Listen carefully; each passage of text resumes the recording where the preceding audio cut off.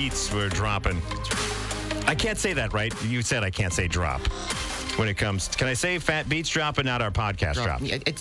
You can say whatever you want, Mike. I don't care. I think just whenever I hear somebody say a new podcast is dropping, it sounds really podcasty pretentious. You're very much. It's ZipRecruiter also brought that ad about dropping podcasts.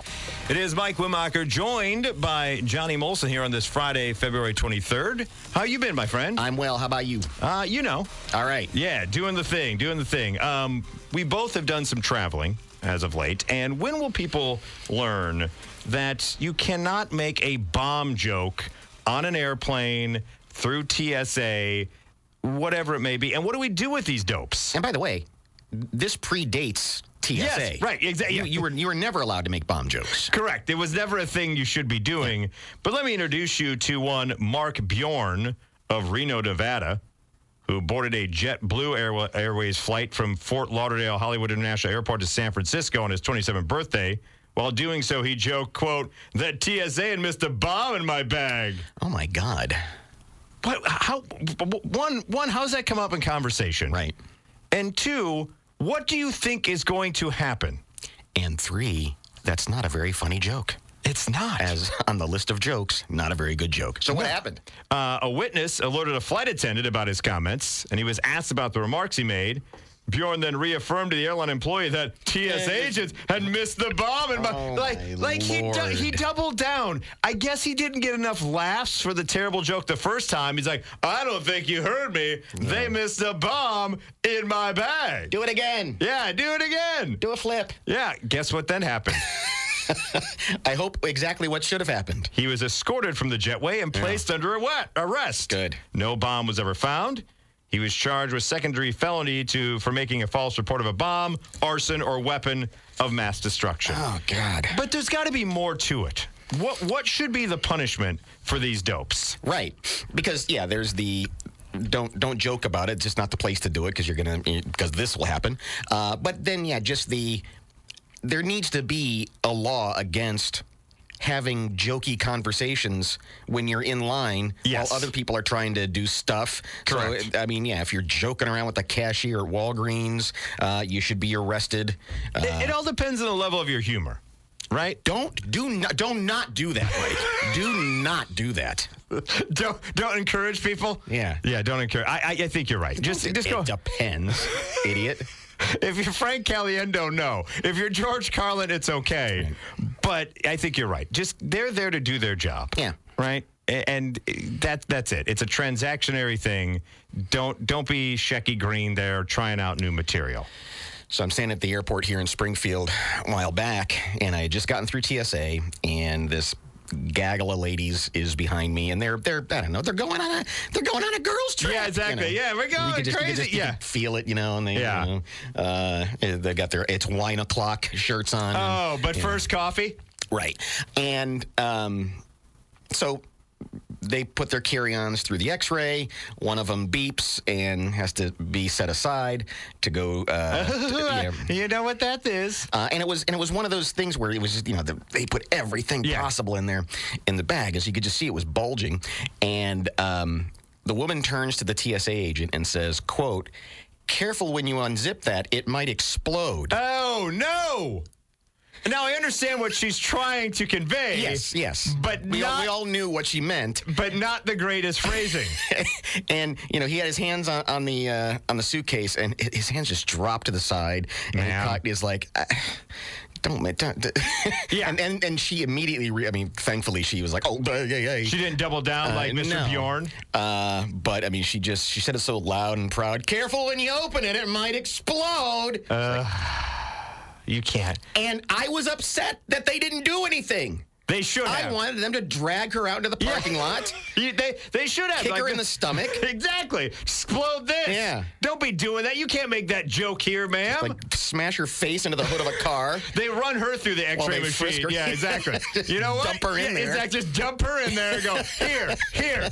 Do you feel this is what it's like working here all day? Because I turned around expecting to see an incident happen. And then you got let down. And then, I just, I honestly, kudos to the TSA person at the airport. Having the patience. Because it's like he got it, but he was like, oh, you're really right on the line there. I mean, if that were anywhere else, they probably would have said, hold the phone. Yeah, she's lucky she was in Springfield Airport. I think so. You do that at any other major airport, or just caught somebody on a reasonable day. Yes, exactly. That you would have been back in one of those private rooms, and that girls' trip would not have gotten off the ground at all. Period.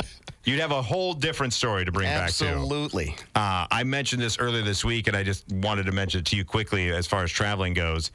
When we were coming back from Orlando, there was a gentleman at the gate that was all he wanted to talk about was just how cold it was going to be back in Springfield.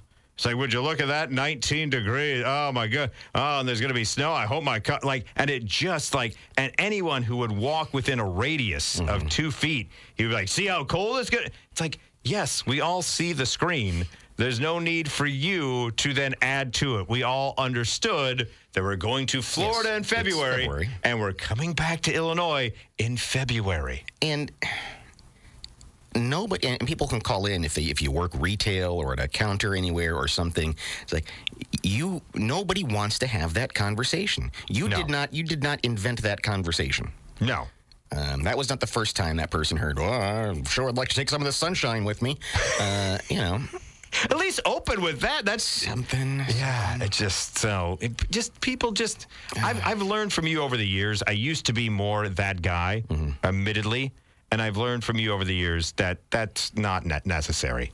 That just go about your business. People respect that more and enjoy that more if you maybe you have one line, maybe, just maybe, and you move away. You don't continue to engage. You're getting pretty close to it depends, and I don't like that. Yes, no. Don't. No.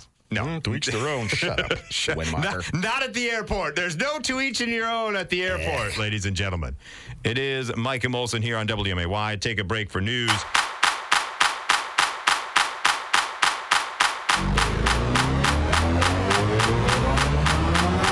Ready for takeoff. That's what it feels like. It is Mike and Molson with you here on this Friday, February the 23rd. Did you stay up and watch? Well, you didn't have to stay up. It was at 5 o'clock in the afternoon, but see that little lander land on the moon yesterday? No. Oh, it was awesome. Why didn't you watch it? I assumed the space nerd would be super excited about that. It's the first time since, 72 we touched down or something along those lines? First successful thing that we've landed on the moon since the Apollo mission. And it honestly, unfortunately, because there's no video, there were no cameras. It was you just watched people at Mission Control looking at their screens and saying 400 meters. And pretty sure we're down. Yay. Yay. So good job, everybody. It wasn't quite as, it wasn't the Eagle has landed by any means. Yeah, but it's still cool stuff.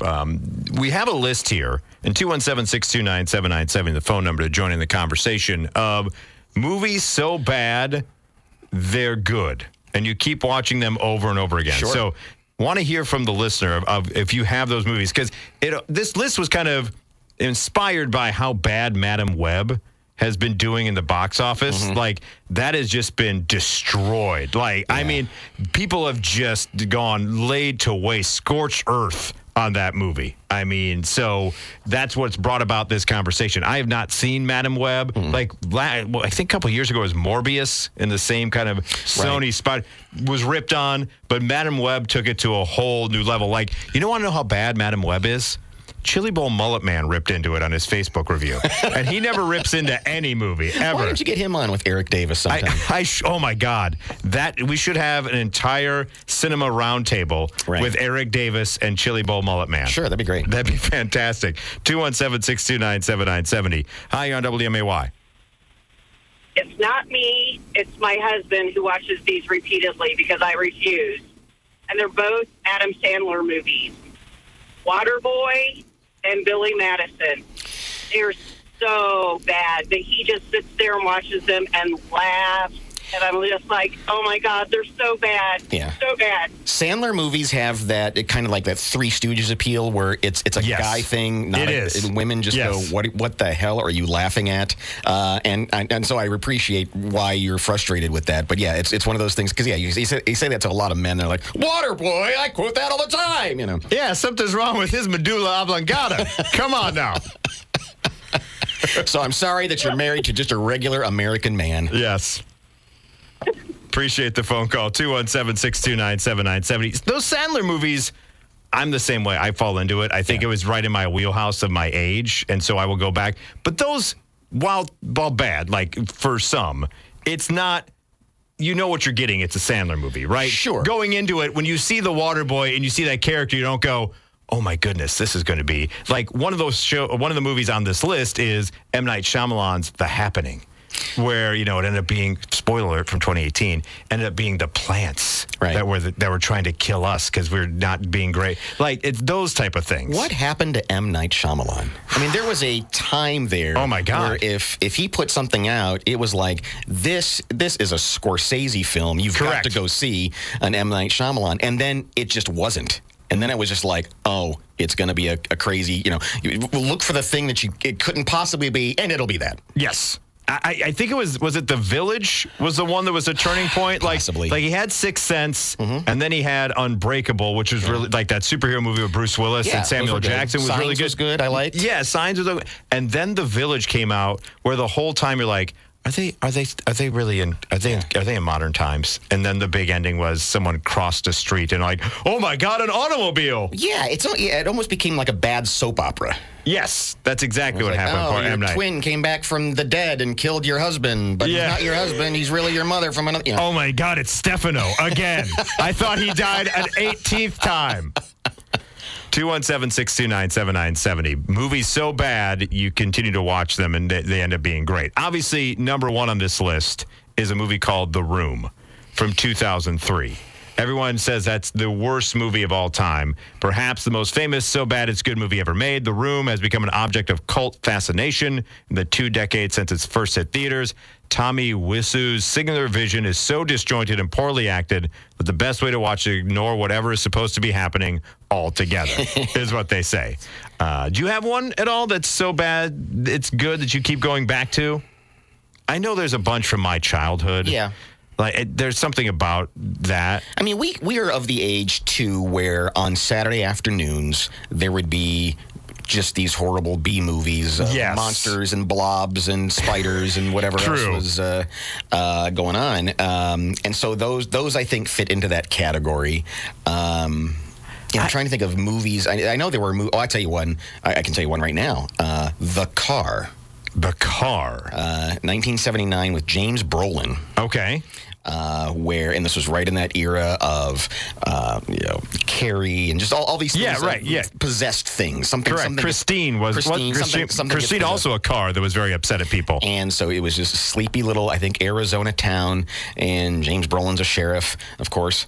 And this car comes from out of nowhere, and it just runs people over. It's the car. It just runs people over. Let me have to pull up the trailer. Okay, yeah, I have to check that out. Some of the other ones on this list. Yeah, well, look for that. That would be the one that I would pick. Okay, for me, God, I watched. I was in the advent of the early advent of HBO being at home, and my parents got it because my dad wanted to watch Mike Tyson fight. So we would just have movies on, and my mom wasn't really great at discerning what should be viewed by 8 or 9-year-old me and what shouldn't be viewed by 8 or 9-year-old me. Here's a nice one about red shoes. I bet that's fun. Right, exactly. It's like that's why I love La Bamba. Like it was on repeat. Like I kept watching that movie. Right. But one that comes to mind the most is probably the movie Mannequin. With Andrew McCarthy and Kim Cattrall and Meshack Taylor, and the bad guy from Police Academy plays a security guard. Like, terrible movie. But, like, in my mind, I'm like, oh my God, that was hilarious. And that's what's so interesting is at the time when you're watching that, particularly if you're a little too young to be watching it. I mean, Yes. the same thing when The Car would come on.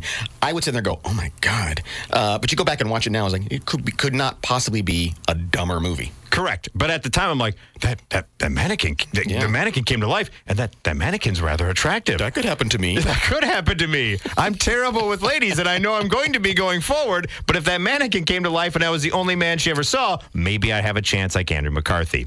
Some of the other ones on the list here from MSN is Mac and Me from 1988. Oh, sure. That tried to be like E.T., but was way worse. Also, Cats from 2019. Oh, man. Remember that? Jeez, that was a debacle. Plan 9 from Outer Space. Troll 2 apparently is one. And then, of course, The Happening is also on their list as well. But 217-629-7970, if you have a bad movie that you feel is so bad it's good. You mentioned HBO and all those premium movie channels growing up. It's because I don't think people realize now those networks are in a knife fight to curate the best movies. And, Yes. who can bid and get the top line. But at the time, it was anything they could get. It was like the early days of MTV. It was like, just give me something to put on. And so you would just have absolute garbage. Which is why I saw Side Out so many times, too. Right. The C. Thomas Howell movie that he says, when we interviewed him, was the most ran movie on HBO ever because they just had to fill time. Yeah, and so it's like you're in this entertainment desert, and whatever could possibly be on is what's on. The exact opposite is going on now. Correct. Where Hulu and Apple and Netflix and Amazon, and you go, there's so much goods, and it's good stuff. Right. There's a lot of good stuff out there, and you can't possibly get to it. Yeah. There's no Caddyshack 2 being played at 4 o'clock on a Saturday as a lead into the really good movie coming up on HBO later on. Exactly. And that's another one that would be so bad it's good for me. I've seen that more times than I care to admit. It is Mike and Molson with you here on WMAY. We will take a break for news. We come back. Apparently, inflation's even hitting the tooth.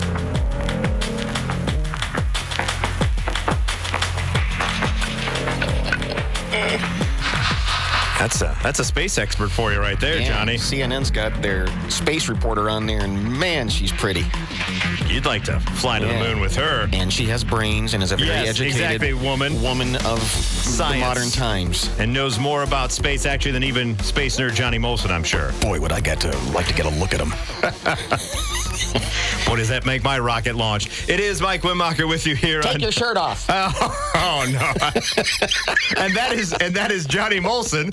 Send all emails to at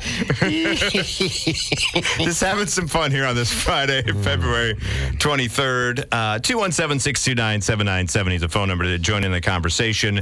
We try to be an oasis in the desert of politics, but inflation apparently now has even hit the Tooth Fairy. Uh-oh. Yeah, the average amount of cash left under the pillow by the Tooth Fairy dropped this past year. Dropped by 6%.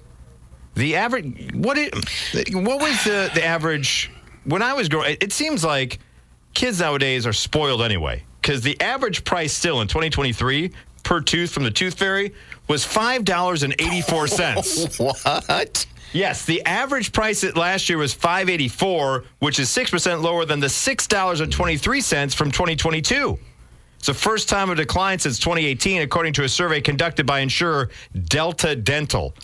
Ran the numbers on it. Man, $5. I couldn't imagine it being that high. No, my parents were cool because they would do a 50-cent piece. Yes. So it was kind of neat. It was. Right, exactly. That the Tooth Fairy in my day also did the same thing. Right. I never saw any paper for my tooth. And at what point does the Tooth Fairy stop visiting? The first couple, I think, yes. But I think the Tooth Fairy kind of decided, like, after tooth number 5 or 6 that they were out. It was too much of an investment. There was not enough ROI for the Tooth Fairy to continue to grab my teeth after number 6. I hear you. Well, I'd love to hear from parents as to what they're putting down. Because, man, 32 teeth in your, that's $160. Yeah, well, here's the thing. Even the first loss of the first tooth, which usually brings in more money, has gone down. The average in 2023 for the first tooth was $7.09. down from $7.29 in 2022. So the first tooth average was over $7 the kids were getting from the Tooth Fairy. So yeah, there are some kids waking up 6 years old and they got $10 under their pillow. That's crazy. What the hell's going on with that? You don't need that much money. Well, no, I understand. I understand $1 doesn't go as far anymore. That's not the point. And you know what? It can't be folding money. No. How do you pull that all off? What, do you got a bunch of Sacagaweas underneath there in an envelope that you're putting underneath there? Yeah, it has to be. You can't just like slide a sawbuck under someone's pillow. Exactly. It's got to be coins, like the Tooth Fairy flies around with. Yeah, the Tooth Fairy doesn't fly around with paper money. Is a Tooth Fairy a girl or a boy? Tooth Fairy is just a Tooth Fairy, I think. Okay. I'm assuming. Yeah. It's like, to me, it's like David Bowie Space Odyssey. Like Tinkerbell, you're not really sure. Yeah. Well, Tinkerbell is a female. We know for certain. Okay. Yeah. But I'm thinking more of like David Bowie from Labyrinth is flying around like the Tooth Fairy. That's a good one. That's what I'm looking at. The Tooth Fairy is just collecting enamel, and because when you really think about the Tooth Fairy, it's kind of an odd thing of they just collect your teeth. Which is why that horror movie that was The Tooth Fairy was very frightening. Well, have you ever met parents who save teeth? Yeah. I found that unfortunate situation arise when my mother passed, now going on 12 years ago. We were going through some of the stuff, like trying to weed through, and I'm like, oh, what's in this box? You found your own teeth? I found a note with Mike's first tooth. And right next to it, I also found the remnants of my rat tail from when I was 13 years old.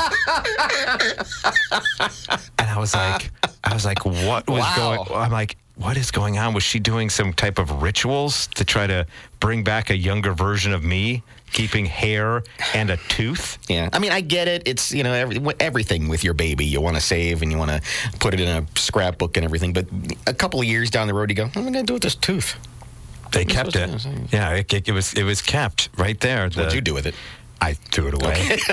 Why do I need my first tooth? There's a reason why you lose that. I don't think you ever told me you had a rat tail. Oh yeah.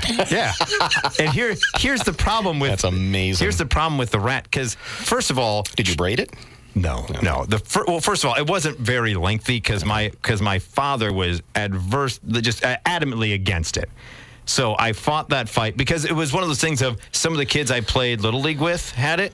Okay. And I was like, oh, that's really cool. And no. At the time, it was cool. Yeah. It was a no. But I fought a 2-year battle. So I had it 2 years after people actually thought it was a good look. Okay. And so I was the only one at the time who had it. But man, was I proud of it. How do you know? How do you know at that time, though? It was one of those things. It's like an M. Night Shyamalan movie. It is. There's a period of time where you go, wow, rat tail, that's pretty cool. Yes. And then you go, what the hell's around? Yeah. It looked terrible. But I thought it was the coolest person. I thought I was the coolest person in the world. Yeah. But now, according to this survey, in 217-629-7970, I'd like to hear from parents out there of the going price of the Tooth Fairy and when you cut it off, because the survey ran with parents of children between the ages of 6 and 12. Okay. So it seems like 12 was I think once you get into teen year, I think once you get double digits is when the Tooth Fairy should probably stop showing up. I think so. I mean, you're kind of done. What did you do with the Tooth Fairy money? Did you save it up over time, or did you immediately spend it on something else? Yeah, I don't think. Because I was one of those ones that any money's coming in for me was already spent. Like I would be like, 50 cents. What can I pack of baseball cards, whatever I can get. Meanwhile, my sister was like misinvestment. Like, really? Yeah. Anytime Tooth Fairy or birthday money would come in, she would just hoard it like Scrooge McDuck. Right. And eventually, like, she would get her stockbroker on the phone. Yeah, exactly. She would be like, "Yep, the fairy." Hey, Murray. Yeah. Hey, I want you to buy 14 shares of IBM. She was on her Mr. Telephone, be like, "Hey, listen, I got some deals to make. Tooth Fairy just showed up. I need to move some assets. What can we do here?" I want you to hold it until it gets to $24 and then sell. And the worst part was the one time we went to a baseball card show. She came in she finally had cashed out because she knew how much I wanted a box. This is when Upper Deck first showed up on the scene. Yeah. Like the really high quality baseball card. Because I had spent on other things, lesser cards, I didn't have the money for the full box. And so we're at the card show, and I'm trying to convince my dad to buy me a box because there's a Ken Griffey Jr. rookie in there, yada, yada, yada. And my sister's like, oh, how much is that? And my dad goes, oh, it's this. And my sister goes, oh, this much? I love that she saved her money for spite. She did. It's exactly what she did. Good for her. And my dad's like, well, yeah, Steph, that much. And she goes, oh, well, does that mean all the cards would be mine then? Yeah. And my dad's like, well, if you pay for it. She's like, I'll have to make some decisions. Hey, Murray, sell 12 shares of Amalgamated Banking Incorporated. I'm buying a Ken Griffey. Right, that's exactly the way it was. I'm buying a box of cards out of spite. This investment has been great for me, paying off long term. Yeah. So, yeah, that's, and she bought the box and had 2 Ken Griffey Juniors. And she's like, oh, that's too bad that you wanted one of these. Good Lord. Yeah, that was my sister. That's hilarious. That's right. That's my younger sister. Oh, God bless her. Lord. She played the long game and played it well. Kaboom. It is Mike and Molson here on WMAY. Take a quick break. When we come, Mike and Molson with you here on this Friday morning, February 23rd. Thanks for spending some time with us. Everyone talks about side hustles nowadays, right? Trying to do something, whether you're Uber driver, Lyft, whatever, Sure. Uber Eats, whatever it is you're doing. Well, let me introduce you to enterprising David Adams from Long Island, New York, who back in 2018 started a cottage business called Sniff Spot. Go on. It's an app that allows homeowners to rent out their backyards by the hour to give pet owners' dogs their own secluded space to run around. Okay. So you go on Sniff Spot, which, okay, interesting choice. Probably going to spend a little more time thinking of the name. Workshopping Sniff Spot. Yeah. I'm sure he's gotten some messages from people very disappointed on what it ends up being. But I found Sniff Spot on the app page. What's this all about? This Sniff Spot from the internet. Yeah, he quickly realized that the big value proposition for people is safe exercise for their dogs because some people, you have dogs that are cooped up all day, and sometimes dog parks, things happen. You don't know what's going on. So you can just rent out someone's yard and allow your dog to just run amok. He said there are now more than 15,000 Sniff Spot hosts nationwide from 2018 to now. Interesting. I don't know if that's something I'd be willing to do. As a homeowner or a dog owner? Dog owner, I think it's fine. Yeah. Because it's not like you're going in to the person's home, right? You're just showing up. I don't know if there's a code. I probably should have researched Sniff Spot a little bit more, but I was afraid to Google it. Yeah, you don't want that in your search history. Exactly. I don't want. Hey, Siri, look up Sniff Spot. I hope someone Siri is listening right now. Now you have that in your search history. Because later next hour, we're actually going to have a list of 7 questions never to ask Siri. Okay. But I just don't know, as a homeowner, depending on the amount of business you get, obviously it's not a lot of investment on your part to just allow a dog an hour in your backyard. Mm-hmm. But it may dig things up. Now you got poop you got to scoop and take care of, unless, I don't know if in the contract the owner has to take care of that on their part. Like, I don't know how that works out. A decent dog owner would. So that's what worries me as the actual lawn owner in the transaction of how much do I have to pick up? Yeah, I guess I'm just trying to picture how this plays out. You're standing there in your kitchen having a coffee, and you look out, and there's just a guy with his arms folded watching his dog run around, and then just leaves. That would be very strange, even if you know what's going on. One host keeps her 2 dogs inside before other dogs arrive to use her yard. Right. She said, quote, "It's nice. It's like a passive income. You can make a lot of money if you have the right spot. If you put into it, you really get what you put into it." So she said, a lot of people will then give you a thumbs up and a good review on Sniff Spot, and more and more dogs show up in the backyard. I'm intrigued by this whole thing. Kudos to Mr. Adams for offering it up. Well, so there are 15,000 yards that are registered now on Sniff Spot nationwide. I guess the other side of that question is, how many of them are being used regularly? That's true. And is it more just people coming from the city? Because if you already have a dog I imagine just people living in an apartment. If you're somebody who already has a yard, you're not going to Sniff Spot to go use someone else's yard for your dogs, right? It's got to be near apartments or that kind of thing where the dog is cooped up and they want, a little bit extra leeway for the old pet. And even that, is it that hard to get to a park? Well, what they're saying is it's for people who want more private for their dog. Like maybe their dog doesn't get along well with other dogs or that kind of thing. Doesn't give a damn? Some just wants to run around. Correct. It doesn't matter. And to your point, too, I don't know what the exchange is like. Because you do Airbnb and Vrbo. I've never done that. You don't really have much interaction with the person running those particular outlets, correct? Correct. So I'm just imagining there has to be like basically a code on the yard, and you just let them in. But to your point, you're just standing in your house doing your own thing, and like randomly all of a sudden there's another dog in your backyard running around with someone there going, yeah, good boy, and then they leave. It's odd. I'm sorry, I just went into private mode here and searching. To make sure incognito tab, Sniff Spot. Just to see how many are being used on a regular basis. And what's the going rate? If there's any spot sniffers around here in Springfield or in Central Illinois. If there isn't, now is a great time to get in. Yeah. To Sniff Spot. Champaign. Oh, okay. Rockford. Gross. Yeah. But that whole city is a sniff spot. Yeah. Let's face facts, right? Yeah, and it's like, okay, so for $10, so here's some that are $10 an hour. $10. Is it worth $10 for you to allow someone else's pet to run around in your backyard? Louise's Yard. Oh, God, they give a review of the yard? I guess you'd have to if it's some type of app to be able to use.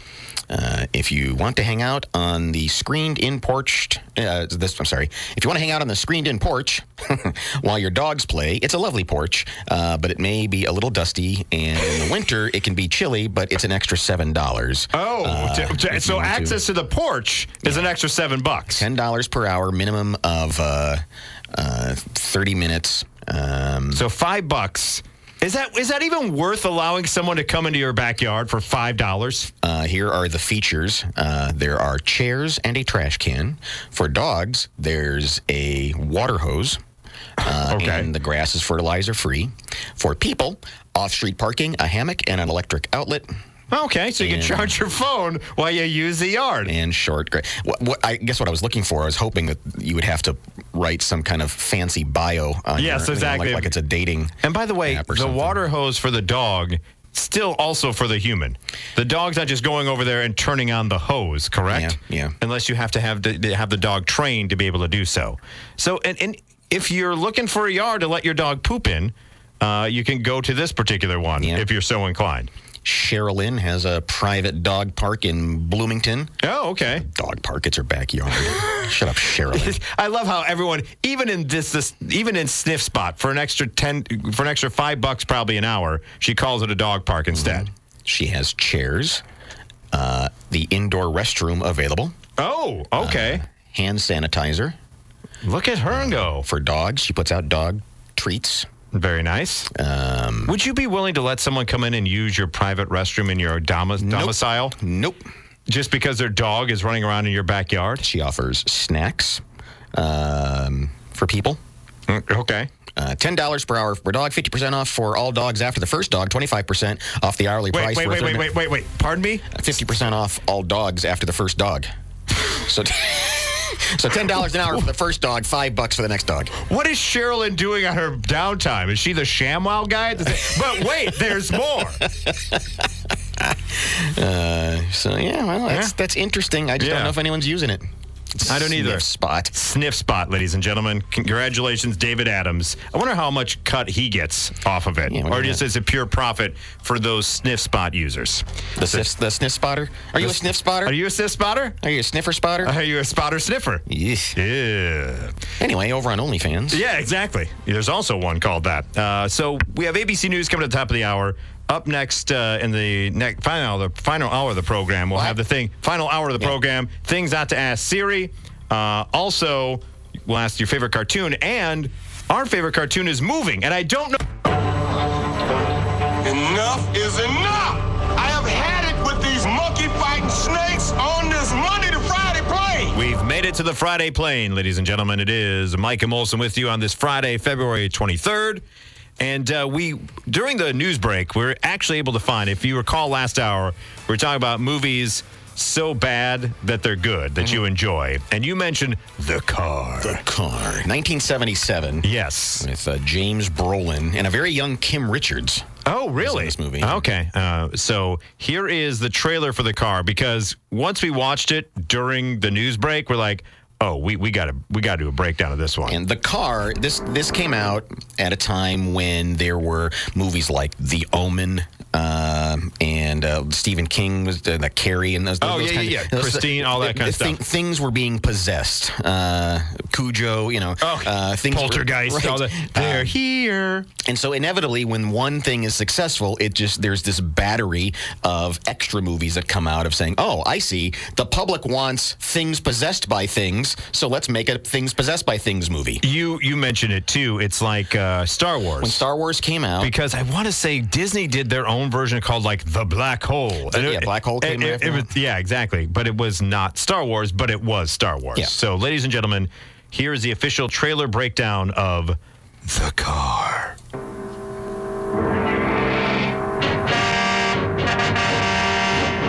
Evil has visited the earth in many forms.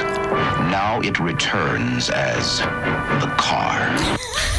Can you imagine being the voiceover guy that got that script? Is like, really? Evil has been around for so many, but now it's returned with The Car. We couldn't think anything better. Just The Car. What is so that? You've got what is that? That's how you knew. That's how you knew The Car was coming. What, now, if you it would announce itself and then it would run you over. Well, here's my thing: if it wants to kill as many people as possible, why would you then let everyone know that you're coming? Well, it's the last. It's like when Jaws would swim around and that trombone music. That's how you knew.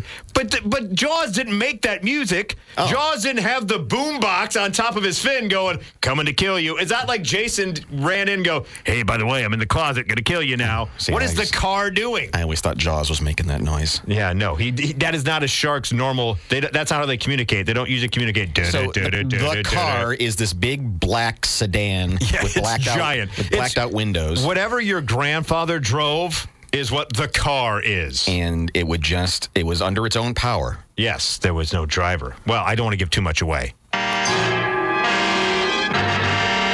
So it's going down a dirt road. Okay, so the car, just to let you know, the car is going down a dirt road, and all of a sudden there's two kids on a bicycle. Mm-hmm. They're on their 10 speeds, and the next thing you know, they're pulling a Mac and Me, and they are flying off of a bridge. The car drives them off a bridge. There was no driver in the car. Now, the next scene, it drives into a rodeo. Mm-hmm. And now it's killing horses. It's terrorizing the rodeo, yeah. Yes. Now, what is frozen on my screen right now is the look of fear and a zoom in on an eyeball of a horse. Right. Just to show you the terror that is. It's doing that wide-eyed thing. Yes. I think I just saw a mouse. Yes. The Car possessed. I know why he didn't go into the cemetery. The ground was hallowed. So there was a scene where a bunch of kids were running from the car and it went behind some headstones, and this guy realizes it was hallowed ground, so the car couldn't possibly go there because it's the devil. Yeah, because it's evil. It's the devil. And it's the car. Now the car gets confronted by a police officer.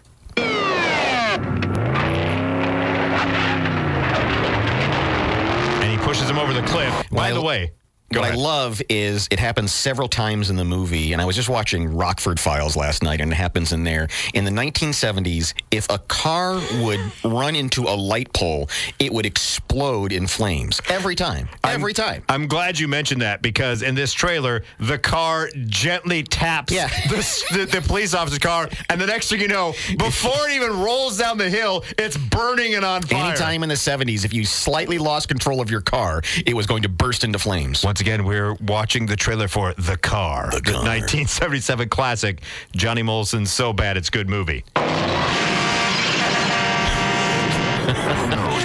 a car. Bam, bam, bam, bam. Oh, no, it ran into a cliff. Oh, no, nothing can stop the car. According to IMDb, the distinctive sound of the horn of the car spells out X in Morse code. Oh, so you're dead. Yeah. X. You're dying. You're gonna die. Bam, bam, bam, bam. X, X, X. Your eyes will be X's like in the cartoons. X, X, X, X. Over the weekend, ladies and gentlemen, I want Wear you a big pirate flag. X, X, X, X, X. over the weekend, I want you to just drive through your neighborhood and do the and see what people do. If someone runs in terror, they've seen the car. Yeah, it's like, you're a pretty cool person. Yeah. This is Wade. We can't let him through no matter what. Stay in close. Now, in this particular instance, they can't let the car through. Right. The car apparently also has the ability to hear the radio, because the car then immediately starts flipping on its side and rolls into the side-by-side police officers. Two sheriff's deputies are trying to make a blockade out of the car, or to stop the car. The car spins perpendicular to the sheriff's deputies, does a barrel roll, and of course the cars explode, because that's what cars do. Yes, immediately blow up. There's nowhere to turn. The car, he's in here. So in that scene... Wait a second. Let me tell you what's going on in that scene. Go ahead. He just said, the car, he's in here. That's right. In where? In this scene, James Brolin, who's playing Sheriff Wade Parent, He is not Wade Parent. Is heading out, and he's a motorcycle cop. Okay. He's a motorcycle sheriff. And so because Chips was popular at this time too. It's exactly right. So he goes out and he's gonna go chasing the car. He goes into his attached garage, and he hears something, spins around, and the car is there staring him down. It somehow got into his garage, shut the door, and so now, and what's about to happen, you don't see it in this trailer, is the car is going to start revving and basically, try to carbon monoxide Sheriff Wade Parent. It locks him in his own. Oh, correct. Interesting. Different ways the car kills. I can tell you everything about this movie. Nowhere to hide. No way to stop the car. I think I hear the engine of that car. So that's Lauren Humphreys. It's around here somewhere. Wade's girlfriend. I'm scared. No, I promise you I won't go out. Tell me what to do, baby. I'm a scared woman. I don't know what to do. Should I flee?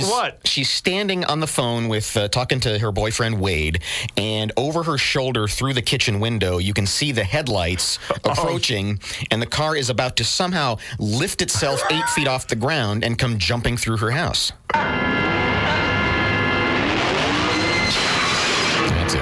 That's it. What evil force drives the car? Wait for it. You're gonna die. And that, ladies and gentlemen, is The Car. So if you're looking for something to watch this weekend and you just want a good laugh, go watch The Car from 1977. And you'll go outside and you might see a car and you'll be scared. God, there's cars everywhere. By the way, it's just like in the movie. It's available on Blu-ray. Yeah. If you're so inclined to check out The Car. It's you can streaming on Prime. So there you go. I hope it's included if an Amazon Prime subscription. It really should be. Shouldn't have to pay for that. Right? No. Hi, you're on WMAY. I still hate those Chrysler 300s to this day. Yeah. They remind me of the car. The Car. The Car. That's a classic. Scared the crap out of me when I was a little kid. And that's kind of what we were talking about last hour. Was I remember watching this as a kid and going, "Oh my God, this is crazy! Like, this could happen." It's like, it can't happen. Well, this is not going to happen. Did you ever have a friend or actually beep the horn like that when you were little or something to mess with you because they knew you were afraid of the car? Well, I tell you what we used to do at recess is we would play The Car. Oh, someone would be the car? Somebody be on their bike, and we'd be driving around the playground, and somebody would be the person running, and then we'd fall over and explode. Catch on fire. We spontaneously combust. Oh, the car hit me. I'm exploding. Hi, you're on WMAY. I don't know if you mentioned it, but the best scene in the movie is when the car stops and then the driver's side door cracks open. Yes. Do you remember that? Yeah, and there's like a bright light from hell that comes out the car and blinds one of the police officers, right? Right. Yeah, no, great movie. Great movie. Appreciate the phone call. A cop successfully pulls the car over, and so but nothing can stop the car. So he approaches the car from the back like an officer would. Okay. And the door cracks open a little bit, and then suddenly it bursts open. This blinding white light comes out, and then the next scene you see the cop in the hospital with a bandage over his eyes because the car has blinded him. I didn't realize. I can't see a thing. Blah, blah, blah, blah. I didn't realize the car had so many layered kills. Yeah. You would assume the car would just continue to run over people, but the car was thoughtful in the way it took care of people. It could blind you. It could fill your garage up with carbon monoxide. It could tap the side of your car and make it explode. Yeah, it could did push all that you off stuff. a bridge while you're riding a bike. Did anyone? I assume the car never slept, because what would happen if you put a banana in the tailpipe of the car? You couldn't get that close to it because the car knew. It might honk its horn at you. Yeah. I want that to be my ringtone now. By the way, I know, it's so funny. Hi, you're on WMAY. So eventually the car broke because then the sequel to that was Rubber. Was what? Tire. Oh, the tire? The tire. There's a movie called Rubber. Okay. Well, there's a movie called Rubber, and it's about this killer tire. Are you serious? Wow. All right. So we're going to have to go to break, and I'm going to have to look up Rubber and make sure it's not what I think it is on OnlyFans. It's hilarious. All right. It's hilarious. All right. Appreciate the phone call. We'll have to check that one out. And by the way, I am delighted that so many WMAY listeners recognize the car. That's awesome. Exactly. Hi, you're on WMAY. We have a screening. Don't forget, in 1981, there was The Hand. Oh, The Hand, yeah, that's right. With Michael Caine. Yep. Mike, what? Yep, that's right. That's right. Now that's another one. Detached hand. Yeah. That's like Idle Hands. That was one that was redone then like in the late 90s because I loved Idle Hands. Appreciate the phone call. So The Hand and Rubber. Mm-hmm. We're going to, all of a sudden this is coming into Let's talk B movies here on WMAY. So we'll take a break. We'll look up Rubber. Oh, this music's too happy for what we've been talking about here. You can't have a conversation about the car and then come back with this.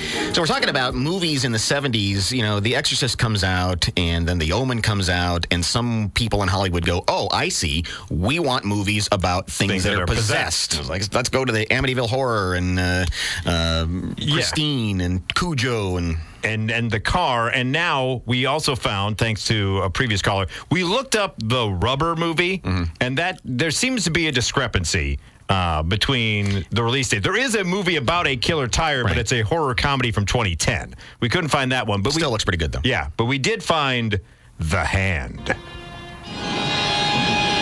You think I've done something wrong, don't you? With Michael Caine. Terror he could not forget. You think there's something in there, don't you? Torment he could not bear.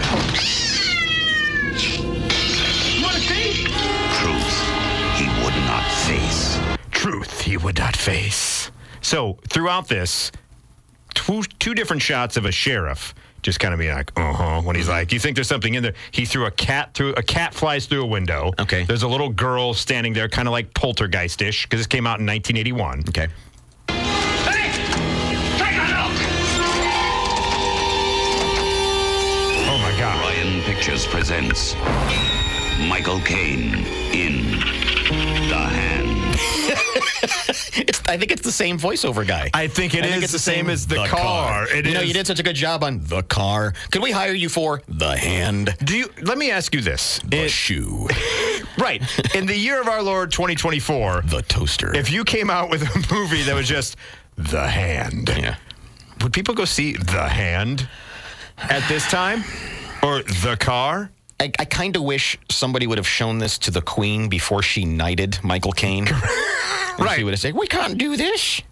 Before he was like revered by everyone as a great actor. Is like, Your Majesty, I was in The Hand. Exactly. You don't want me to go to New York with you, do you? I'm not talking about a All he's done is ask questions. The questions need to stop. You think there's something in that, I like that. I thought you understood that. I thought that was why you said Well, I could... we obviously do not understand each other. Oh, no. What? The car showed up. It's a crossover. I didn't realize there was a whole The Universe. Well, if the car wants to turn left, it has to signal with the hand. Oh, no. How does it feel? Life is still there. My fingers. Oh, no. His hand was lost in the accident. Oh, so he's controlling the hand? We don't know. Okay. So he lost his hand in the accident because he has a Luke Skywalker hand now. Oh, I see. Years, heat, irritation, pain. Your memory is still feeding familiar sensations of having a hand along your nerve endings. What have you been doing during these blackouts? Hey, by the way, how many violins did they hire for their orchestra to do the soundtrack of The Hand? John Williams, like, We hey, need 70 violins to make this thing work. Hey, John, we know you made the space opera work with the Star Wars and everything else. Listen to that. It's nothing but violins. Scared if I were you. Did you see my signet ring? No. Are you all right? Oh, yes. You never know what you can do. The unconscious is capable of anything. By the way, the man he's talking to at the bar is D-Day from Animal House. Just to let you know. Just to let you know. You could do anything you've ever dreamed of and never had the guts to do. Hi. I like the way you look at me. Oh, he's with one woman, but now he's with another lady. Please touch me with the hand. Can I touch the boob? You could kill somebody. It's all up there, and you'll never know. Know what? Who you are. The kneecap. Oh, he's gone crazy. Tell me what you feel. You're trying to kill me, aren't you? Has the hand shown up yet? No. Touch. You want to destroy me? What is your image? A man trapped in a nightmare. Okay, the nightmare was Get on with it. the shower knob became a hand Oh. in this one, and Well, it's that's- gone to black and white. That's kind a of little creepy. freaky. Yeah, I like that. John? What's the matter? Why are you looking at me like that? There's no hand. There it is. It just showed up. Is it punching people? It's choking them. Oh. Michael Caine in The Hand. Is a Michael Caine in the hand worth two in the bush? I'm just wondering. There's got to be a list of, because there was The Swarm. There was. That's right. The Birds. The Fog. Yeah. There was The Deep. And there was a bunch of movies. That's true. The Car. There was a bunch right in there where there was always the something. Correct. Something horrible. The Frogs. You know, There whatever. was, yes. There was Yeah, one so about frogs. we'll have to look into that. But there you go, ladies and gentlemen. The Car and the Hand. The A great golden age of American cinema. Yes, 1977 and 1981. This may well prove fascinating. It already has been between the car and the hand. But it's time for the show to move along. Okay. It is, as much as I'd like to show the Wraith trailer again that I showed you, add it to the that you're watching this weekend. Yeah. The Wraith, W-R-A-I-T-H. It's a 1986 movie starring Charlie Sheen. I did not realize also Randy Quaid and Clint Howard also in the movie. It's about a guy who's wrongly killed and comes back for justice. Yeah. And he goes and wraiths them. Yeah, he wraiths them, that's for certain. He certainly Wraiths does. around with his wraithin. Wraithin all over the place. The race and Wraithin. So 217-629-7970, the phone number. We move on. We had promised that we would have the questions not to ask Siri. Oh, okay. That we would give to you. And so here are the questions they say not to ask Siri, because Siri is always listening, always recording. They say the first thing you should not do with Siri is never ask Siri, Google, whatever Alexa it is, about medical advice. Trusting those smart assistants might not just make things worse. It's always best to call or book a telehealth appointment for your doctor, Right. not just say, hey, Siri, why do I have a fever? Or What is this? What is this boil on my back? Right. Not a great thing to do. Also, they say don't ask how to hurt someone. They say those chats with Siri Google Assistant can come back to bite you if you end up on the wrong side of the law. Yeah. They also say don't ask Siri for anything that may end up in a mugshot. So don't ask Siri, like, where to hide a body or how do I, why would you do that in the first place? Seems like common sense. They also say don't ask it to be your telephone operator, which is interesting. They say if you need to call your closest Home Depot, see if they have something in stock, find the number yourself. They say the same goes for asking your assistant to call emergency services. Dialing 911 takes 2 seconds. So what they're saying is it's going to take too long, so don't ask Siri, hey, Siri, call this. Just do it yourself. My neighbor, I guess, wiped out in the middle of the night, like tripped over her dog. Oh, no. And was immobilized. Oh, poor thing. Yeah. And apparently that's how she was able to summon help, was she just shouted out to her smart speaker and it called her daughter or something like that. How much do the Life Alert people hate Siri now? Well, I don't know. Because that's the whole reason they were around. I've fallen and I can't get up, right? The Life Alert bracelet. Part of me feels bad that I was right next door while all this is going on. But how would you have known? Well, I don't know. You're not clairvoyant. Well, I know. You're not the hand. You don't know what's going on in other things. This poor old lady was laying on the floor for hours. I'm glad she's okay now. She's fine. So for all those people who are worried about technology, I'm just saying you actually can in an emergency. Yeah, exactly. It does work from time to time. I will tell you this: I don't use it. I don't have that assistance, but I have a friend of mine who has it throughout their entire home, and he's like, tell him to dim the lights, and I was like, dim the, and I was like, what? He's like, yeah. Look at that. That's technology if you're so inclined. Another thing, and all these seem self-evident of things to not ask Siri. They say, don't ask Siri anything that have to do with money. Like, look at my, bank account or whatever it may be, because they say that savvy cyber criminals can hack into your phone, steal your voice, and use it to drain your accounts then. I don't know. Can you do that? I don't know. They say although voice assistants can connect to your financial apps, there are many security issues with voice data. Just log into your bank's website or mobile app and call it a day. They say don't do that. But that seems like a lot of hoops to jump through to try to get a little bit of money from you. We were promised back when all these smart speakers came out that you could just say things, hey, I need some kitty litter, and then kitty litter would be delivered to your house. Yeah, but the drones would drop it. That was the promise of this stuff. And really, there was an article recently that most people say, hey, what's the weather? Correct. Or, hey, play Beyonce.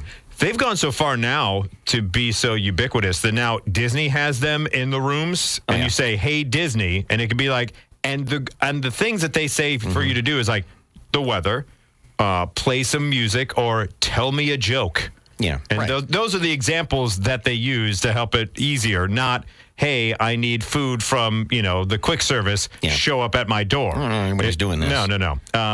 Another one they say not to ask is, will I die if I eat this? They said if you're... Why not? That's a great question. That's a legitimate thing to ask. Right, but they say if you're on a hike wondering if the berries you found would make a good snack, voice assistants aren't reliable sources. There's conflicting information online about poisonous food and plants, and taking their advice could land you a trip to the hospital. All right. And finally, they say don't ask Alexa or Siri to clear your search history, delete an app, or remove photos. Users have had a few mishaps where a simple misunderstanding led to something important getting wiped out, so it's worth the extra minutes to do it manually when it comes to getting rid of that kind of stuff. There was a case recently, and the guy won, and this wasn't a voice app, but it was a chatbot on an airline, and the guy had gone to his grandmother's funeral. Okay. And so he went online and said, hey, what do I do about the bereavement rates that you get? And the chatbot comes back and says, well, you can ask for it ahead of time, or you've got 90 days afterwards to get a refund. Okay. And to get a discount on your ticket. Then, to get to okay, gotcha. Yeah, to get to the funeral. Right, yeah. Okay. So it's post-funeral. He goes back to the airline and says, well, here's the death certificate. And the airline says, well, you can't do that because you have to do it ahead of time. You can't do it retroactively. And the guy said, your chatbot said that I could do that. And the airline's argument was, well, you should have read the fine print on the website. And he said, I was on your website. Your website told me to go to the chat. But that was the chatbot on the website and the thing. Well, anyway, the court found in his favor, and he got his money back. So Thank God. I'm not sure why I told you that story.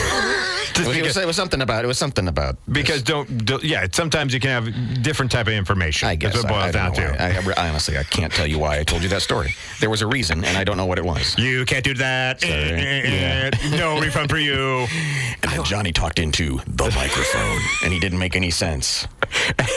And he went to the computer, and it still didn't make any. Beware of the microphone. It can give I you. was on the radio and I was talking nonsense, and I don't know what happened. The microphone was in front. The microphone. Johnny Molson and Mike Wimacher in the microphone. It's killing. It's stabbing me right in my throat. Oh my God! It took all my money. I couldn't get it back. It gave me false information. Evil lurks in the microphone. It really does. Oh God! It's choking me with its cord. It's making me say things I don't want to. The microphone in theaters this summer. I love every part of that. Yeah. Now we need to write it and make it. It is Mike and Molson here on WMAY. We'll take our last break. When we come back, some vital information about our favorite cartoon and setting the mood for your Friday. All your the viewing. Yeah, it's Friday. Yeah, you know it. Where's Rebecca Black when you need her? Mike Wimacher and Johnny Molson with you. Hope you had fun. This has been a fun hour. The Car, The Hand, The Wraith, The Microphone, all fine films. We end, though, with something a little disconcerting to me, and possibly to you as well, as a fan of the show Family Guy. I was on social media. I follow the Family Guy Facebook page, Twitter, and everything else. And they're like, new episode coming March 6th. And it's like, so Wednesday nights. I was like, Wednesday nights? Wow, really? And I was like, okay, let me look into this, because it's been a staple ever since it's been on the air. Like, it was canceled for a short time and it came back. It's always been Sunday nights, right? Yeah. It's the animation domination. It's like Simpsons and whatever show in the middle there, Family Guy, Bob's Burgers. Well, now there's this show that's animated that is executive produced by John Hamm called Grimmsburg. Right. And that's taking over Family Guy's slot. Interesting. So Family Guy now will be on Wednesday nights, paired with Animal Control. Well, and think about this, because The Simpsons has been on for over 30 years, which is incredible. Right. But Family Guy is in its 23rd season. Correct. Bob's Burgers has been on for 15 years, probably. Around that, 12, 15 years, something like that.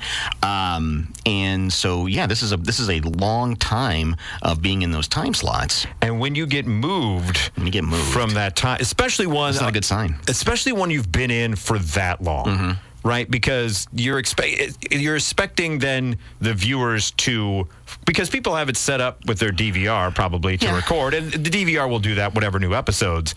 But when someone has been an institution on a certain time slot, and all of a sudden it's like, we're going to throw you on a random Wednesday after Masked Singer and Animal Control, it does not bode well for one Family Guy, and they may have to do another scene just like this one, unfortunately. Buddy, I got bad news. We've been canceled. Oh, no. Peter, how could they do that? Well, unfortunately, Lois, there's just no more room on the schedule. We've just got to accept the fact that Fox has to make room for terrific shows like Dark Angel, Titus, Undeclared, Action, That 80s Show, Wonder Falls, Fast Lane, Andy Richter Controls the Universe, Skin, Girls Club, Cracking Up, The Pits, Firefly, Get Real, Freaky Links, Wanda at Large, Costello, The Lone Gunman, A Minute with Stan Hooper, Normal Ohio. Wait. Minute with Stan Hooper was an actual show? Yeah. Io, Pasadena, Harsh Realm, Keen Eddie, The Street, American Embassy, Cedric the Entertainer, The Tick, Louie.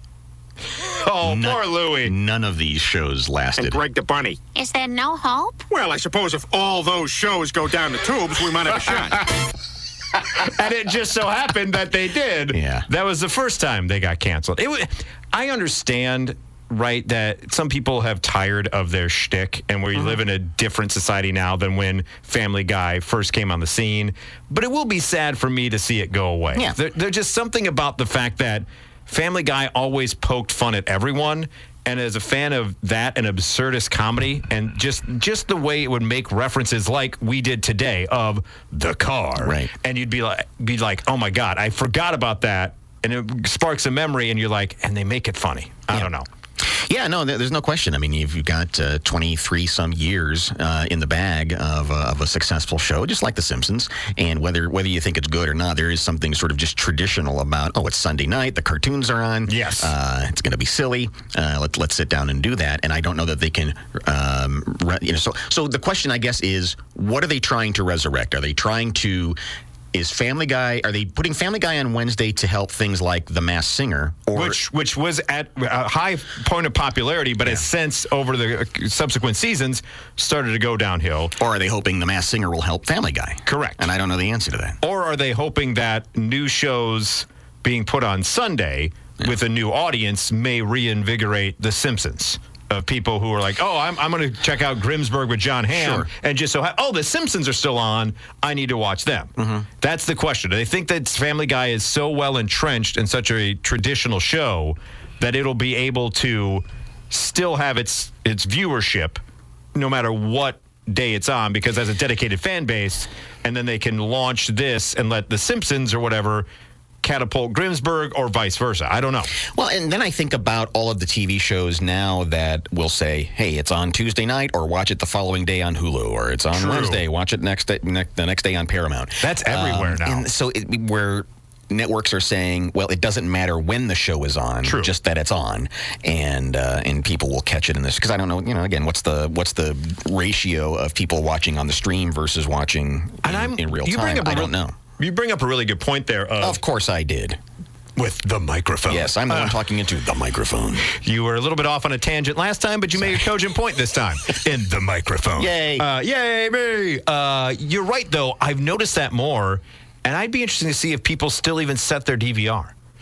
Because, if there's a certain show that you really like, more than likely you probably have that streaming service that goes along with it. Well, or at least you have the option to stream to catch it in real time or catch it the next day on the streaming service. So is DVR going to be a thing of the past at some point, too? I don't know either. But it threw me for a loop of like, I'm a man and a creature of habit. And I was like, wait a second.